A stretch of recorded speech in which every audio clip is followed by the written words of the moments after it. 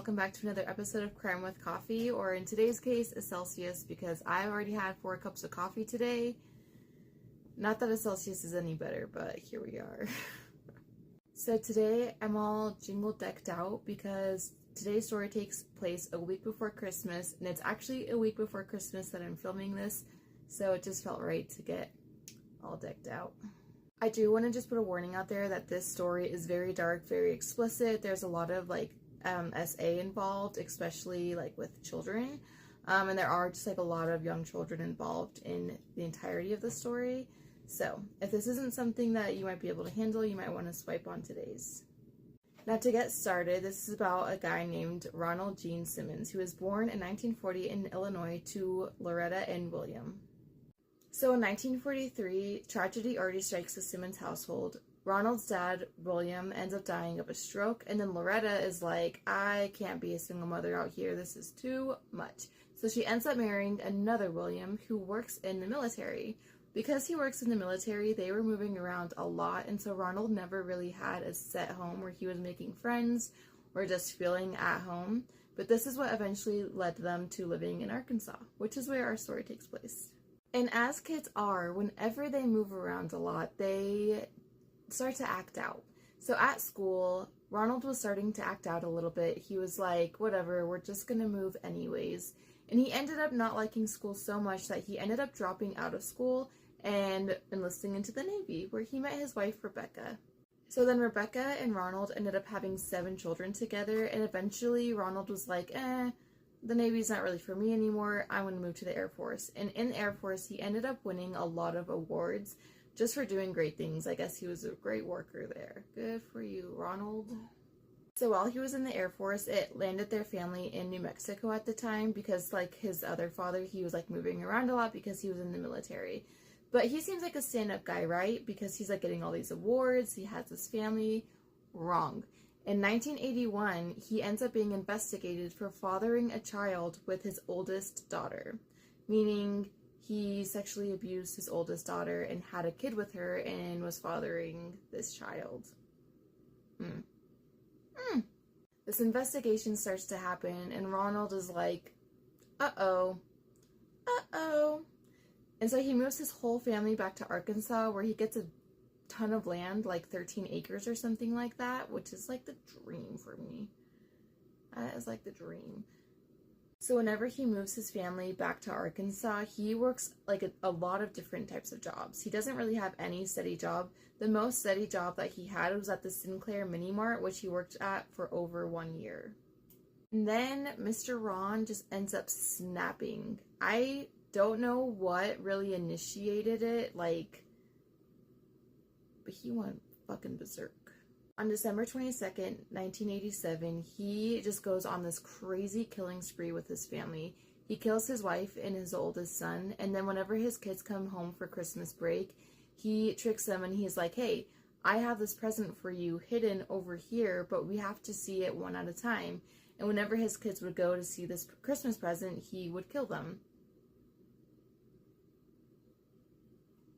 So now his whole family, their bodies are just sitting in this house, okay? And then on December 26th is when they plan to have their family get together for Christmas. So his remaining family members come home to visit, and he kills them one by one.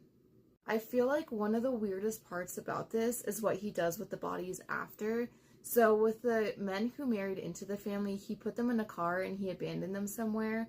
But with the rest of his family, he laid them in a neat row one by one in the lounge, and he covered them all up with coats, except for the oldest daughter, Sheila, who it said that he had a child with, and he wrapped her in a very nice tablecloth.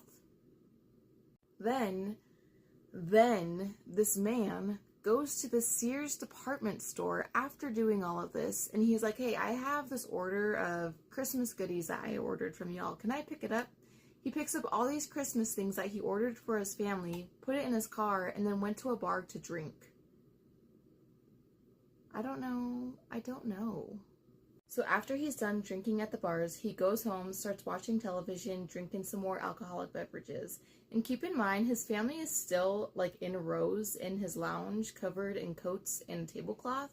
But I guess he was just like, man, it's been an exhausting last couple of days. I just need some television, some drinks, because he does this all night and the next following day. I wonder what he was thinking this entire time. Like, if you ever passed by the room and he was just like, hi Rebecca, hi Sheila, like, what the? So at this point, he's feeling very well rested. He's had his alcohol, he's had his television time, and now we're at December 28th, where he goes to a Walmart and buys a firearm. He goes to a law office where this woman named Kathy Kendrick works, and he shoots her. I guess he was infatuated with her and she rejected him, and he just decided, no more, Kathy, I'm so sorry. So Ronald is just on a rampage at this point. After the law office, he goes to this oil company office where he kills the owner, Rusty Taylor. Now, Rusty Taylor is also the owner of the Sinclair Mini Mart. Yes. So they know each other, and I guess, I don't know, maybe Rusty was a horrible boss. We'll never know. Rusty did not deserve that ending. Then this man goes to the Sinclair Mini Mart, killing 2 people, and then he goes to a motor freight company where, remember, he used to have like all these little jobs whenever he moved to his family to Arkansas. This was one of them, and at this motor freight company, he ends up wounding his former supervisor. He's just on a rampage. He's just going crazy.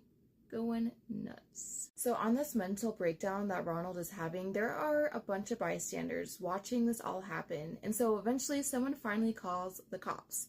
The cops show up, and Ronald doesn't even put up a fight. He's not trying to do anything. He hands over his gun. He's like, yep, arrest me. It was me. I'm Coco Bananas. So he went through a much needed psychiatric evaluation right before he went to court, and he was deemed sane enough to go to court. But in court, this man is just crazy. Okay, you have to hear this. Okay, so during court, I guess it was unveiled, this letter between him and his oldest daughter, Sheila, where he was like saying, I'm so mad that you told everyone that we had a daughter together. I'll see you in hell. And he got so mad that this letter was uncovered that he punched his prosecution. It's not funny. He punched the prosecutor in the face and he tried to take the deputy's gun. Like, while you're in court, bro? How was he, like, actually fine mentally? So in court, he didn't deny anything that he was being charged with. He was like, yeah, it was all me, period, point blank, let's move on. And he was sentenced with death by lethal injection. It ended up being that he killed 14 family members and 3 other people, and then injuring, like, 4 other people. So if you're like me, you're probably like, what caused Ronald to just snap like that? Because the whole time I was reading this, I was like, what happened? Like, you got all these awards in the Air Force, you seem like you were a stand-up guy, what happened, bro? So I guess what the motive was, what it all came down to, was that a family friend said that Rebecca was saving up money secretly so that she could divorce him, because he was actually a very shitty father and a very shitty husband, obviously, because he sexually abused his children. I feel like that's very obvious, but Rebecca was trying to make a change, and she was like, I need all this money, I have 7 children, I need to get us out of the situation. And that's what the theory is on what theoretically made him snap. That was all for today's episode of Crime with Coffee. I hope y'all enjoyed. This one was very dark. I feel like ever since I had my son, anything crime related that involves children just like makes me literally sick to my stomach. So it took me a good while after I researched this story to end up filming it, because I had to get mentally strong enough to do it. My next episode will be going over California, where there wasn't any murder that took place, but this crime story has blown up, and it's just something that I've been following since the very beginning, so I love the story, and I cannot wait to share it with y'all, because it's just something that I'm like, what? I hope you all have a great rest of your day. Bye!